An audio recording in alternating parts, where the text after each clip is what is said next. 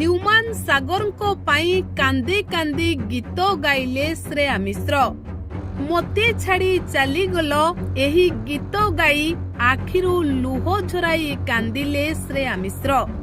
ଦର୍ଶକ ବନ୍ଧୁ, ହ୍ୟୁମାନ ସାଗରଙ୍କୁ ଝୁରି ହେଉଛନ୍ତି ହ୍ୟୁମାନ ସାଗରଙ୍କ ପତ୍ନୀ ଶ୍ରେୟା ମିଶ୍ର। ଆଉ ହ୍ୟୁମାନ ସାଗର ଚାଲିଯିବା ପରେ ହ୍ୟୁମାନଙ୍କୁ ମନେ ପକାଇ ହ୍ୟୁମାନଙ୍କୁ ଝୁରି ହୋଇ ହୋଇ ଶେଷରେ ଶ୍ରେୟା ମିଶ୍ର ଏକ ସଙ୍ଗୀତରେ କଣ୍ଠଦାନ କରିଛନ୍ତି। ଆଉ ଏହି ଗୀତଟି ଶ୍ରେୟା ମିଶ୍ର ତାଙ୍କ ସ୍ୱାମୀ ହ୍ୟୁମାନ ସାଗରଙ୍କୁ ଡେଡିକେଟେଡ୍ କରିଛନ୍ତି।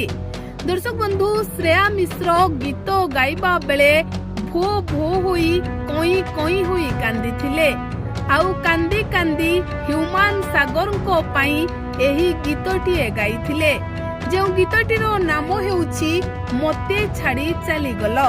ଆଉ ଏତିକି ବେଳେ ସବୁ କିଛି କଥା ସ୍ୱାମୀ ସ୍ତ୍ରୀଙ୍କ ଭିତରେ ଥିବା ଭଲ ପାଇବା ଶ୍ରେୟା ମିଶ୍ରଙ୍କ ଆଖି ଆଗରେ ନାଚି ଉଠିଥିଲା। ଆଉ ଶ୍ରେୟା ମିଶ୍ର ଆଖିରୁ ଲୁହ ଝରାଇ ସ୍ୱାମୀ ହ୍ୟୁମାନ ସାଗରଙ୍କୁ ମନେ ପକାଇ କାନ୍ଦି ପକାଇଥିଲେ। ଦର୍ଶକ ବନ୍ଧୁ, ହ୍ୟୁମାନ ସାଗର ଆଉ ଶ୍ରେୟା ମିଶ୍ର ଦୁହେଁ ଦୁହିଁଙ୍କ ପାଖରୁ ଅଲଗା ରହୁଥିଲେ ବି ଦୁହିଁଙ୍କ ପାଇଁ ଦୁହିଁଙ୍କ ମନରେ ଥିଲା ବେଶ୍ ସାରା ଭଲ ପାଇବା ଓ ଅଧିକ ସମ୍ମାନ। କିନ୍ତୁ ଶ୍ରେୟା ମିଶ୍ର ଜାଣିନଥିଲେ ସ୍ୱାମୀ ହ୍ୟୁମାନ ସାଗର ଏତେ ଅଳ୍ପ ବୟସରୁ ତାଙ୍କ ହାତ ଛାଡ଼ି ସେ ଆରପୁରକୁ ଚାଲିଯିବେ ବୋଲି।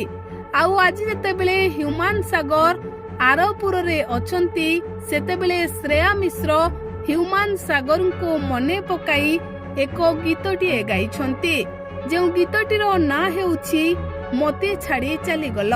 ଆଉ ଏତିକି ବେଳେ ଶ୍ରେୟା ମିଶ୍ର କାନ୍ଦି ପକାଇଥିଲେ, ଆଖିରୁ ଲୁହ ଝରାଇଥିଲେ।